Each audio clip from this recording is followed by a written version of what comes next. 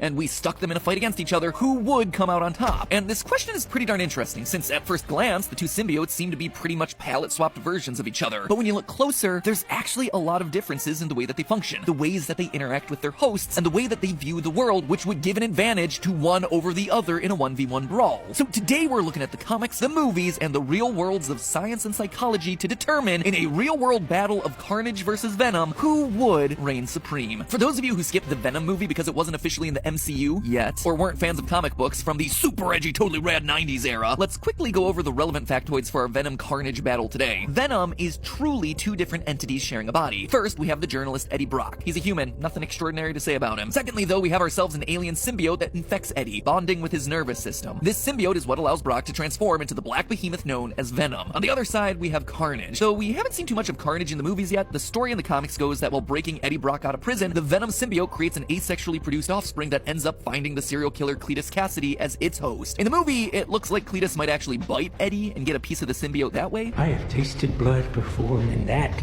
is not it. The interesting piece here, though, is that rather than bonding with Cassidy's nervous system, this new symbiote instead bonds with Cletus's blood, thus creating the red-looking monster called Carnage. And you see, this subtle difference actually gives us our first major basis for comparison: a neural connection in Venom versus a sanguineous connection or blood connection with Carnage. While on paper that might seem like an arbitrary distinction, it actually ties directly into both of these symbiotes' potential strengths and weaknesses. Venom being linked directly to Brock's nervous system gives him a solid scientific reason to have stronger, faster perception and reflexes, much akin to Peter Parker's spider sense. Venom's connections with the nervous system would also give him advanced control over the body, and therefore better precision in his movements. Remember, in a fight, strength isn't everything. Accuracy and control are gonna matter a lot, so Venom is actually working with a major advantage here as well. However, Venom's direct ties into the human nervous system are a massive double-edged sword, because it also comes with a huge set of disadvantages. As we've seen in both the comics and the movies, Venom is very weak to sound and sonic-based attacks. Sure,